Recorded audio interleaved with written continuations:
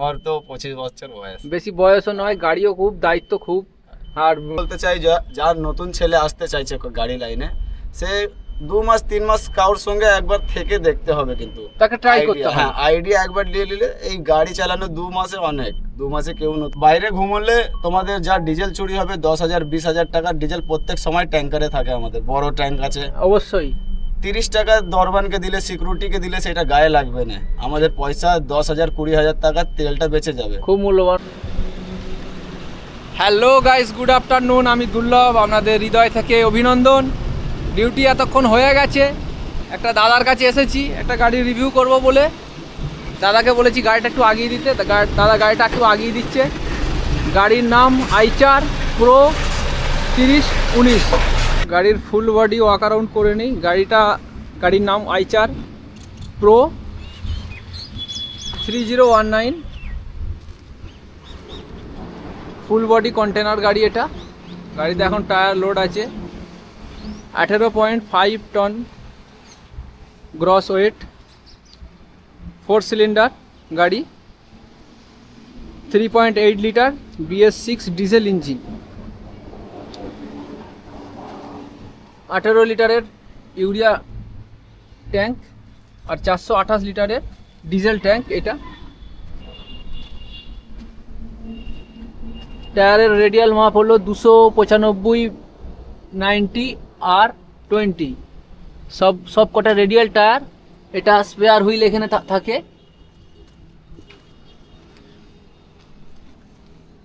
পিছন দিকে lip spring suspension,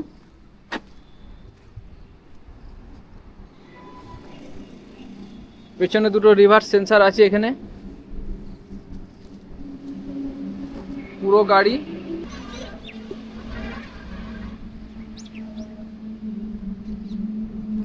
একশো 80 হর্স পাওয়ার, 2600 RPM এই গাড়ি যায়। আর 600 নিউটন মিটার টর্ক, 1200 থেকে 1800 RPM যায়। Wheel base 5490 millimetre. Suspension parabolic, সামনে ফ্রন্ট প্যারাবোলিক সাসপেনশন, আর পিছনে সেমি ইলেকট্রিক্যাল সাসপেনশন।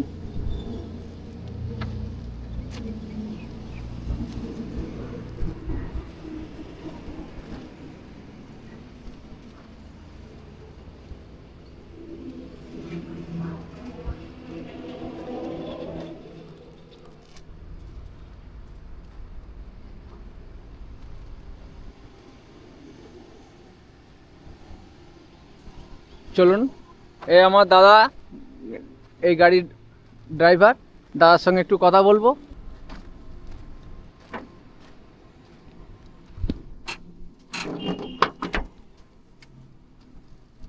দাদার পারমিশন নিয়ে গাড়িতে উঠলাম।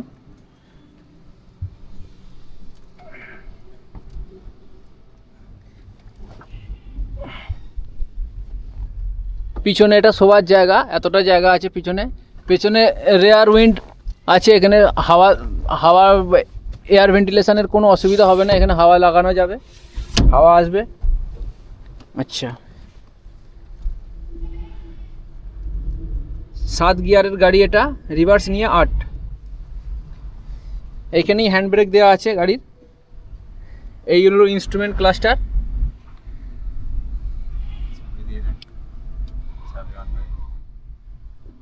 কত কিলোমিটার চলেছে দাদা গাড়ি?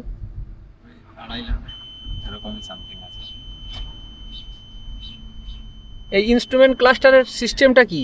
এটা যখন নীল হয়ে থাকবে গাড়ির, তার মানে সব ওইটা যখন সবুজের মানেটা হচ্ছে গাড়ি পুরো ফ্রি। অ্যাক্সিলারেটর যখন ছেড়ে দিলে হ্যাঁ, তখন ওইটা সবুজ হয়ে যাবে। আচ্ছা, আর অ্যাক্সিলারেটর ধরলেই ওইটা ব্লু হয়ে যাবে। ব্লু হয়ে যাবে। কিন্তু গাড়িতে যখন কোনো প্রবলেম হয় তখন এটা লাল হয়ে যায় আস্তে আস্তে, আমি শুনেছি যেটা। না, ওইটা লাল ফাল কিছু হবে না।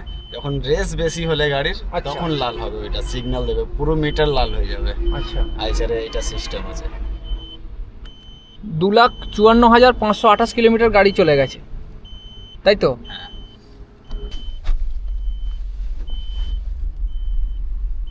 এই হচ্ছে আলো। দাদার নাম কি? আমার নাম MD আয়াজ। দাদার নাম আয়াজ। দাদা কতদিন ড্রাইভারিতে আছে? আমি এই 5 বছর থেকে ড্রাইভারি করছি। ড্রাইভারি 5 বছর থেকে করছেন, বয়স 5 বছর, হ্যাঁ, আমার গাড়ি লাইনে বয়স হচ্ছে 9 বছর। মোট 9 বছর গাড়ি লাইনে আছেন। এই এত বড় গাড়িতে আসার আগে আগে কি কোনো গাড়ি চালাতেন? এর আগে আমি এর থেকে বড় গাড়ি 16 চাকা ট্যাঙ্কার চালাতাম। ওইটা কোথা থেকে কোথা যেত? ওইটা বজবজ থেকে নেপাল, আবার নেপাল থেকে আমাদের ছত্তিশগড়, এরকম চলতাম। All India permit? হ্যাঁ, অল ইন্ডিয়া। আর এই গাড়িও তো অল ইন্ডিয়া পারমিট? আচ্ছা, এই গাড়ি কি কোম্পানির গাড়ি, তাই তো? হ্যাঁ, এটা কোম্পানি, টেকনোলজিক্যাল কোম্পানি। আচ্ছা, এই গাড়িতে বেসিক্যালি কি লোড হয়ে আসা যাওয়া করে? বেশিরভাগ অল টোটাল মাল লোড হয়, বেশিরভাগ এর কুরিয়ার গাড়ি, এটা অনলাইনের মালে চলে। অনলাইনের মালে চলে। আচ্ছা, আপনি একাই আছেন গাড়িতে? হ্যাঁ, আমি একাই থাকি। আর কোনো কো ড্রাইভার রাখেন না, কোনো হেল্পার রাখেন না? আপনি একা, কোনো অসুবিধা হয় না? না, একা কোনো অসুবিধা নেই। বাড়ি ঘরদোর কিরকম যা আসা করেন? আমি ওই মাসে একবার, যেমনি এই এসেছি লোড গাড়ি নিয়ে, এখন আচ্ছা। খালি হবে না, গাড়ি পার্কিংয়ে রেখে দিয়েছি, কোম্পানির পার্কিং আছে। আচ্ছা। এবার এখান থেকে চলে যাব বাড়ি। আচ্ছা একদিন থাকবো ঘরে, কালকে আসবো আবার। আচ্ছা, হ্যাঁ, তারপরে খালি হবে গাড়িটা আমার। এরপর কোথায় মাল নিয়ে যাবেন? যখন কোম্পানি যেমন অর্ডার হবে, হ্যাঁ, যেরকম মাল আসবে। বেশিরভাগ মুম্বাই যায় গাড়ি আমাদের। বেশি মুম্বাই যায়? হ্যাঁ। মুম্বাই টু কলকাতা? না, মুম্বাই টু ওইখান থেকে বেরিয়ে যাবে, অল ইন্ডিয়া না ঘোরাবে গাড়িটা। আচ্ছা আচ্ছা আচ্ছা। কলকাতা থেকে মুম্বাই প্রথম যাবে, ওইখানে খালির করার পরে এবার কোম্পানির ইচ্ছা কোনো জায়গাও পাঠাতে পারে, কোনো নেই, ফিক্স নেই তোমার। আচ্ছা ওইখান থেকে নাগপুর, চেন্নাই, আচ্ছা। কেরালা, আচ্ছা কোনো জায়গা, ওইখান থেকে দিল্লি পাঠিয়ে দেবে, মুম্বাই থেকে দিল্লি চলে যাও। আচ্ছা। আর দাদার এতে কি আছে? এতে এখন জল আছে, কিন্তু কোম্পানি এতে ইউরিয়া দেয়। ইউরিয়া দেয়? হ্যাঁ, কোম্পানি। খাওয়া দাওয়া দাদা কিভাবে হয়, কোথায় করেন? হোটেলে? খাওয়া দাওয়া এখন তো ফিলহাল 5 দিন থেকে রান্না করছি, এর আগে হোটেলে চলতো আমার। এখানে গাড়িতেই রান্না বান্না করেন? এখন রান্না করে খেতে হচ্ছে। আচ্ছা, বিয়ে থা করেছেন? না না, বিয়ে থা করেননি? না। তা বয়সও আপনার কম আছে। হ্যাঁ, আমার তো 25 বছর বয়স। বেশি বয়সও নয়, গাড়িও খুব, দায়িত্ব খুব, আর খুব হেভি গাড়ি চালাচ্ছেন আপনি। আর এখানের সিস্টেম কীরকম, ড্রাইভারি লাইনে আসার, এইসব গাড়িতে আসার সিস্টেম কীরকম? এখন তো চাকরির বাজার খুব খারাপ, সবাই তো চাকরি পাচ্ছে না, চাকরির অবস্থা খুব খারাপ। গাড়ি লাইনও ঠিক মতন এখন নেই আর আগের মতন যেরকম ছিল। আচ্ছা। আর এখন হয়ে গেছে গাড়ি লাইন, স্যালারি সিস্টেম হয়ে গেছে, তাতেও স্যালারি কোম্পানি ঠিক। কুল মেলাকে মোটামুটি কত আনুমানিক কিরকম আপনাদের অ্যাভারেজ এসে যায় সারা মাসে? কোনো মাসে সব 20, জুড়ে যাড়ে কোনো ফিক্স নেই এতে। কোনো মাসে 25 আসবে, কোনো মাসে 15 নিচুনে যাবে না। 15 নিচে এই গাড়িতে আসবে না? না, 15,000 ফিক্স আছে ভেবে নাও। হ্যাঁ, তার থেকে বেশি যেতে পারে, বেশি যাবে। 20, 25, 30, 35, 35 এরও বেশি যাবে না। আচ্ছা, 35 লাস্ট, 15 লাস্ট। 15 আর থেকে 35 হ্যাঁ, এর মধ্যেই থাকবে ইনকাম ঘোরাফেরা করবে। হ্যাঁ। আচ্ছা, তো দাদা আপনি কি মেসেজ দেবেন যদি এরকম কোনো ছেলে গাড়ি লাইনে আসতে চায়, তাকে কিভাবে আসবে গাড়ি লাইনে? তাকে কি হেল্পারই করতে হয়? এসব গাড়িতে তো হেল্পার থাকে না। না, হেল্পারি করা এতে নেই, এখন যা গাড়ি হয়ে গেছে কোম্পানির, আর আপনি গাড়ির কাজও জেনে কিছু করবে না। হ্যাঁ। কেন, যা হচ্ছে সব শোরুম হচ্ছে, সব শোরুম। হ্যাঁ। আমি বেশিরভাগ বলতে চাই, যার নতুন ছেলে আসতে চাইছে গাড়ি লাইনে, সে 2 মাস 3 মাস কারোর সঙ্গে একবার থেকে দেখতে হবে, কিন্তু তাকে ট্রাই করতে হবে। হ্যাঁ, আইডিয়া একবার নিয়ে নিলে এই গাড়ি চালানো 2 মাসে অনেক। 2 মাসে কেউ নতুন ছেলে এসে শিখতে পারবে। আচ্ছা দাদা, যদি ধরুন কোনো গাড়ি, কোনো ছেলে ধরুন তার ক্যাপিটাল আছে, টাকা আছে তার, কিন্তু চাকরি বাকরি পায় না, সে একটা ব্যবসা করার জায়গায় একটা গাড়ি নামাতে চায়, যে আমি একটা আলাদা একটা জগতে যাব, একটা গাড়ি নামাতে চায়। যদি একটা গাড়ি নামাতে চায় বর্তমান দিনে, কি তার সুবিধা হবে? হ্যাঁ, একটা যদি নিজস্ব গাড়ি যদি করে, কিছু হ্যাঁ। ডাউন পেমেন্ট করে এতে হ্যাঁ। শোরুমে, তো কিরম ডাউন পেমেন্ট করতে হয় এইরকম ধরনের গাড়ি নামাতে গেলে? আর এরকম ধরনের গাড়ি নামাতে গেলে মাল কিভাবে ভাড়া পাওয়া যায়? এই আছে কি, এই গাড়ি নিতে গেলে তোমার কাছে পয়সা থাকার কোনো গল্পই নেই, পয়সা নাও থাকলে আপনি গাড়ি কিনতে পারবেন। আচ্ছা। এর জন্য আপনাকে শুধু গ্যারেন্টেড দরকার, যে আপনার বন্ধুর মধ্যে কারোর কাছে 2-4টে গাড়ি আছে, নাহলে একটা অন্য কোনো বন্ধুর কাছে একটাও গাড়ি থাকলে আচ্ছা, ও গ্যারেন্টেড দাঁড়িয়ে জিরো ফাইন্যান্সে গাড়ি তুলে দেবে। আচ্ছা, পুরো গাড়ি সিভিল ভালো হতে হবে? হ্যাঁ, সিভিল ভালো থাকবে। আচ্ছা পুরো গাড়িটা কোম্পানি করে দেবে, আচ্ছা তোমাকে উল্টে টাকা দেবে 2 লাখ টাকা গাড়ি চালাবার জন্য মার্কেটে। আচ্ছা সব তোমার ওতে ডিউ লিখিয়ে দেবে, আচ্ছা। ও মাসে মাসে ঠিক কাটতে থাকবে তোমার। আচ্ছা। আর গাড়ি লাইনটা এরকম হয়ে গেছে এখন কি, আপনার কোম্পানি ধরে গাড়ি নিলে বেশ ভালো থাকে। বেশ ভালো থাকবে। হ্যাঁ, আচ্ছা। তোমার টেনশন হবে না কি কিস্তি কি করে ভরবো আমি মাস গেলে। ঠিক ঠিক ঠিক। এই কোম্পানিতে ডিউটি করলে গাড়ি তোমার কি হয়, প্রত্যেক মাসের ডিউ হিসাব তুমি পাবে, এই গাড়ি চলছে, এত টাকা হচ্ছে, আচ্ছা। একদম মাইন্ড ফ্রি থাকে। আর গাড়ি লিয়া কেউ নিচ্ছে যার কাছে টাকা ফাঁকা আছে আগে থেকে, তাকে বলবো 2-4 লাখ টাকা পকেটে রেখে তারপরে এরকম বড় গাড়ি কিনতে।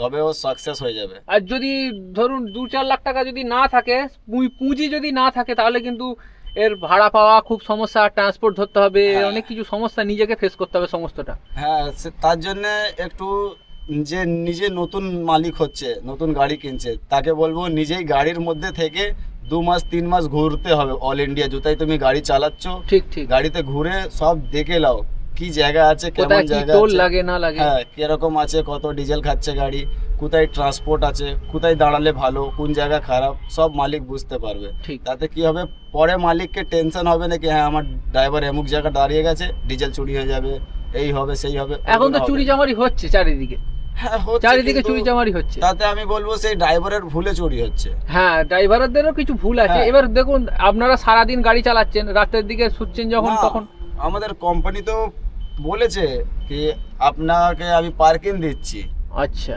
আপনি যখন জুতাই ইচ্ছা ঘুমাবে পার্কিং এর ভরে ঘুমান। ধরুন আপনাদের তো কোম্পানির গাড়ি বলে আপনারা পার্কিং পান, কিন্তু সবাই তো পার্কিং এ রাখার মতো এ হয় না, রোডে যাচ্ছে সবসময় পার্কিং পায় না, দিন রাত্রির গাড়ি চালাচ্ছে। হ্যাঁ, তো কখনো তাদেরকে আমি একটাই কথা বলতে চাই, তারা বেশিরভাগ দাঁড়ানোর চেষ্টা করুক পাম্পের ভিতরে। পাম্পের ভিতরে, হ্যাঁ, বলতে চাই দাদাদেরকে কি পাম্পে ঘুমালে, বাইরে ঘুমোলে তোমাদের যা ডিজেল চুরি হবে 10,000 20,000 টাকার ডিজেল প্রত্যেক সময় ট্যাঙ্কারে থাকে। আমাদের বড় ট্যাঙ্ক আছে, অবশ্যই 30 টাকা দরবানকে দিলে, সিকিউরিটিকে দিলে সেটা গায়ে লাগবে না, আমাদের পয়সা 10,000 20,000 টাকার তেলটা বেঁচে যাবে। খুব মূল্যবান কথা বলছেন। এই জন্য আমি আমি পার্কিংয়ে ভরিনি গাড়ি, যখন লং রুটে চলি আমি বেশিরভাগ গাড়িটা পাম্পে ঢোকাবার চেষ্টা করি।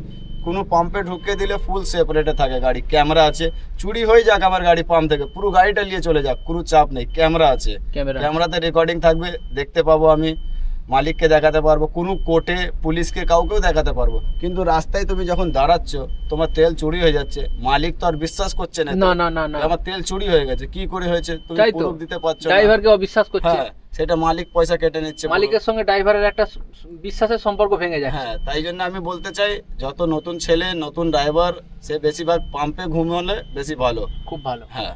আচ্ছা দাদা, আপনি তো আইচার গাড়ি চালাচ্ছেন, তো আইচার গাড়িতে এর আগে কি গাড়ি চালিয়েছিলেন? আইচার গাড়ির আগে? এর আগে আমি চালিয়েছি টাটা গাড়ি। টাটা। হ্যাঁ, টাটা এই আর company। আইচারের মধ্যে তফাৎ কি আছে? কোনটা ভালো আপনার, আপনি চালিয়ে আরাম পান কোন গাড়িটা, টাটা আইচার কোনটা? চালিয়ে তো আরাম আছে বেশ আমাকে আইচারে, আইচারে কিন্তু আমাদের যে মাইলেজের দরকার সে মাইলেজ দেয় গাড়ি টাটা।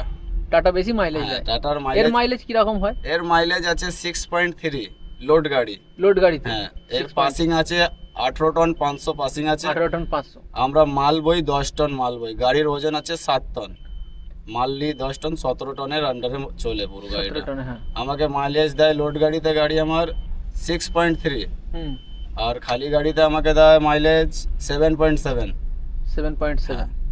এতে এই আছে আরাম হয়, ফিক্স বাটন আছে, auto pilot mode. Auto pilot mode আছে।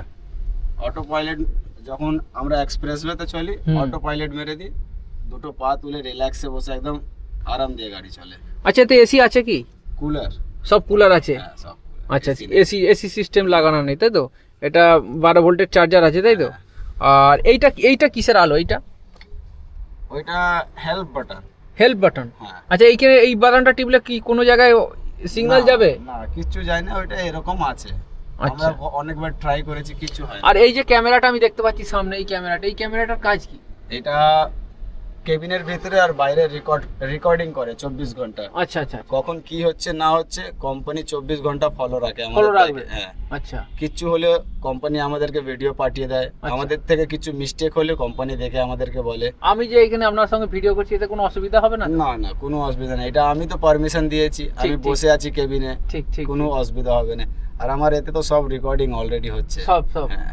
আচ্ছা দাদা, আমি যেটা বলতে চাইছি যে যারা নতুন ছেলে এই গাড়ি লাইনে আসতে চাইছে, ধরুন শিক্ষিত ছেলে, চাকরি বাকরি পাচ্ছে না, গাড়ি লাইনে আসবে, তাদের কি আগে ছোট গাড়ি থেকে শুরু করা উচিত, নাকি একদম শুরুতেই বড় গাড়ি নিয়ে নেওয়া উচিত? না, তাদেরকে তো আমি বলবো ছোট গাড়ি নিয়ে বেশ ভালো। ছোট গাড়িতে কম খরচা, কম টেনশন, প্রফিট বেশি আছে ওতে। প্রফিট বেশি আছে? ছোট গাড়িতে প্রফিট বেশি, এই কম ধরুন খরচা। পিকআপ, মহেন্দ্রা পিকআপ যেসব আছে, আচ্ছা, বা ইন্দ্রা V30 টাটার, এসব যেসব ছোট ছোট গাড়িগুলো এখন বেরিয়েছে, এইগুলোতে বেশি প্রফিট তাই তো? হ্যাঁ, প্রফিট বেশি, খরচা কম। খরচা কম। হ্যাঁ, একদম শুরুতেই এরম বড় গাড়ি নিয়ে নেওয়া উচিত নয়। এরম বড় গাড়ি মানে হেভি গাড়ি, এর ইন্স্যুরেন্সও প্রচুর, এর সারা বছরের টায়ারের খরচা, গাড়ির খরচা এবং কাগজপত্র খরচা, টোল খরচা, এর সব কিছু বেশি। হ্যাঁ, একটা বড় গাড়ি নিতে গেলে একটা ড্রাইভারের পিছনে আপনি 30,000 টাকা মাসে নর্মাল আপনার যাবে, খরচ হবে। হ্যাঁ খরচ হবে, ওইটা ফালতু খরচ। কিন্তু একটা ছোট গাড়ি নিলে সেটা আপনার সেভ হবে। আর ছোট গাড়ি থেকে বড় গাড়ি করতে গেলে কি হয়, আপনাকে একটা ব্যাক সাপোর্টে একটা গাড়ি থাকবে ঠিক ঠিক। পিছনে। আপনি যখন নতুন গাড়ি নেবে, নাহলে সেকেন্ড হ্যান্ড যখন বড় গাড়ি নেবে, ব্যাক সাপোর্টে তোমার একটা গাড়ি আছে যে মাসে আপনাকে 15,000 থেকে 20,000 টাকা ইনকাম করে দিচ্ছে। আপনি যখন এই বড় গাড়ির কিস্তি না ভরতে পারলে, আপনি ছোট গাড়ি থেকে কিছু টাকা ওখানে ইনভেস্ট করে আপনার গাড়িটা বাঁচিয়ে রাখতে পারবে। এই হচ্ছে কথা। ঠিক ঠিক ঠিক। আগামী দিনে কি নিজস্ব গাড়ি কেনার কোনো ইচ্ছা আছে ভবিষ্যতে? ইনশাআল্লাহ উম্মিদ তো এটাই আছে কি আমি গাড়ি কিনবো, নিজস্ব একটা গাড়ি, একটা নিজের মালিক হবেন গাড়ি, এটা ইচ্ছা আছে তো? বেশ, আমরা একটা ছোট গাড়ি কিনতে চাই একটা। আমরা সেই দিনের অপেক্ষায় থাকলাম। আয়াজ ভাই কবে নিজের গাড়ি কেনে সেদিনকে আমি ভিডিও তৈরি করব নিজের গাড়ির, আয়াজ ভাইয়ের নিজের গাড়ির একটা ভিডিও তৈরি করব আমি। ঠিক আছে আয়াজ ভাই, ভিডিও লম্বা হয়ে যাচ্ছে, আজ এই পর্যন্তই, আমাকে পারমিশন দিন। আর আবার আগামীতে দেখা হবে কোনো জায়গায়, যদি এখানে দেখা হয় এখানে দেখা হবে। দাদা আমার কথাতে গাড়িটাকে একটু আগিয়ে দিয়েছিল, এবার গাড়িটাকে একটু পিছিয়ে দিচ্ছে, গাড়িটা ঠিক জায়গায়। দাদা আমি গাড়িটা ব্যাক দেখতে আসছি।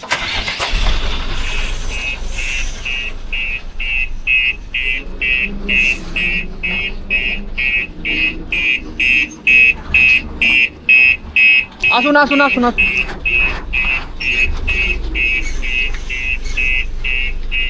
ঠিক আছে দাদা, ঠিক আছে থাক, ঠিক আছে থাক।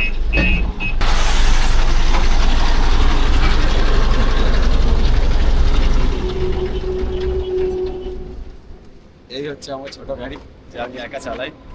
আমাদের গাড়ি বেশিরভাগ অল ইন্ডিয়াই চলে, আর আমি একাই বেশিরভাগ থাকতে চাই। দাদা একা একা গাড়ি চালাতে চায়, নালে গাড়ি দাদা যদি মনে করে আর একজন ড্রাইভারকে রাখতে পারে দাদা, কিন্তু দাদা একা একা গাড়ি চালাতে চায়, একাই থাকতে চায়, একটু স্বাধীনভাবে থাকতে চায় বলে দাদা একাই এই গাড়ি চালাচ্ছে। যাক, দাদার সঙ্গে আমার দেখা হয়েছে, কথা হয়েছে, অনেক ভালো হলো। দাদার সঙ্গে আবার দেখা হবে, ঠিক আছে? তবে আসি। ঠিক আছে, দাদার সাথে বিদায় নিলাম, দাদার থেকে পারমিশন নিয়ে আবার দেখা হবে দাদার সাথে। ঠিক আছে দাদা? তো হ্যালো গাইস, এখান পর্যন্ত ব্লগটা আজকে এখানেই শেষ করছি, আবার আগামী ব্লগে দেখা হবে। জয় হিন্দ, জয় ভারত।